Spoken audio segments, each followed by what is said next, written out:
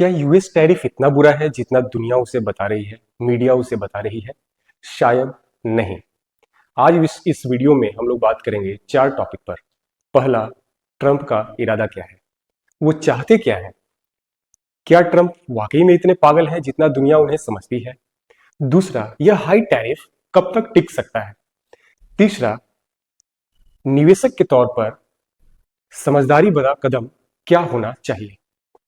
चौथा, कुछ US tariff high tariff proof Indian sectors की जिनके ऊपर इस टैरिफ का कोई खास असर नहीं पड़ने वाला है।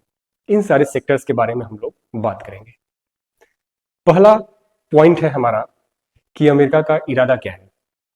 इरादा बहुत सिंपल है, वो चाहते हैं अपने ट्रेड पार्टनर्स के ऊपर दबाव बनाना, जिस दबाव में आकर वो अपने कंट्री के द्वारा लगाए गए, अमेरिका के ऊपर लगाए गए टैरिफ को कम कर सके, जिससे कि अमेरिका का ट्रेड डेफिसिट कम हो सके और अमेरिका को इक्वली कंपटीशन फेस करने का मौका मिले और अमेरिका को लॉन्ग टर्म में फायदा हो। क्या ट्रंप का इरादा इस हाई टैरिफ को लंबे समय तक बनाए रखने का है? मुझे लगता है नहीं। यह तरीका सिर्फ और सिर्फ अपने ट्रेड पार्टनर्स के ऊपर दबाव बनाने का है। दबाव बनाकर मजबूर करना चाहती है अमेरिका बातचीत करने को, जिससे कि आगे का रास्ता निकले। व्हाइट हाउस के एक स्टेटमेंट के अनुसार अगर कोई देश अपनी नीतियों को बदलता है, अमेरिका के सुरक्षा एवं व्यापारिक मामलों में सामंजस्य स्थापित करता है, तो उसको हाई टैरिफ से छुटकारा मिल सकता है, उसके ऊपर लगाए गए टैरिफ को कम किया जा सकता है।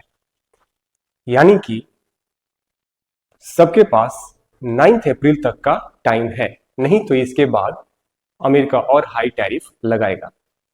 सवाल यह है कि बाकी देश अमेरिका से बातचीत करेंगे या जवाबी कार्रवाई? चाइना ने रिटेलिएट कर दिया, 34% का टैरिफ अनाउंसमेंट कर दिया। यूरोपियन यूनियन जवाबी कार्रवाई के मूड में है, specially Germany and France. Bharat, Korea, Japan, Canada, ये सब बातचीत के प्रोसेस में है।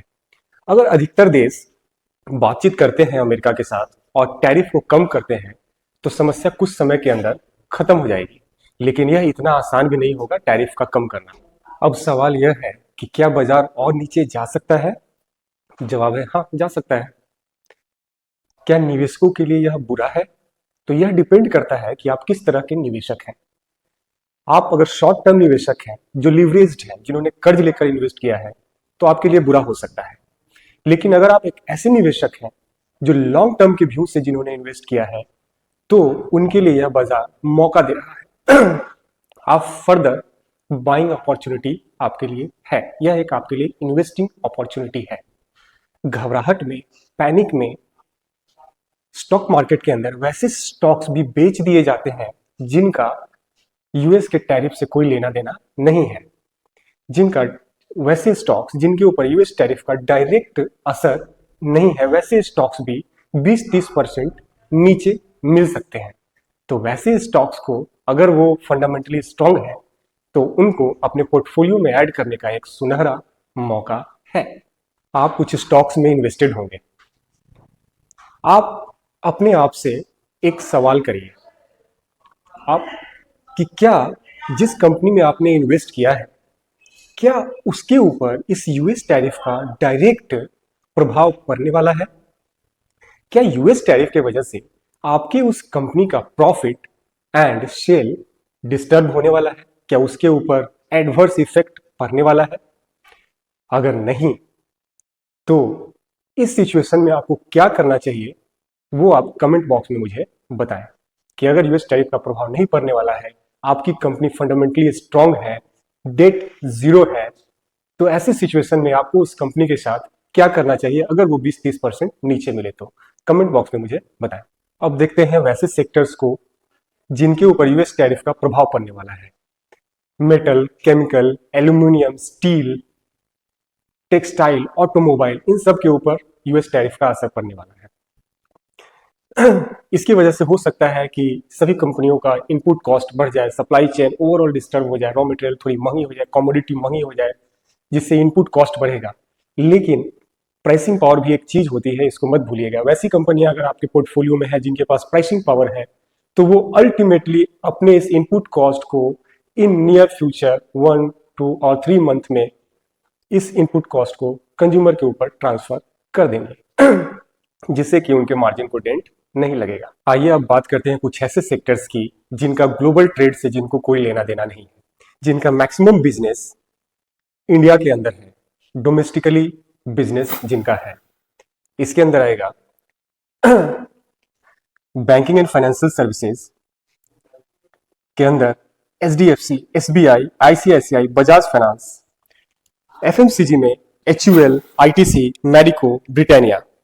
Health care and pharma, pharma वैसी कंपनियां जो डोमेस्टिकली फोकस्ड हो। Apollo hospital, doctor Lal path lab, Jagsonpal pharmaceuticals limited.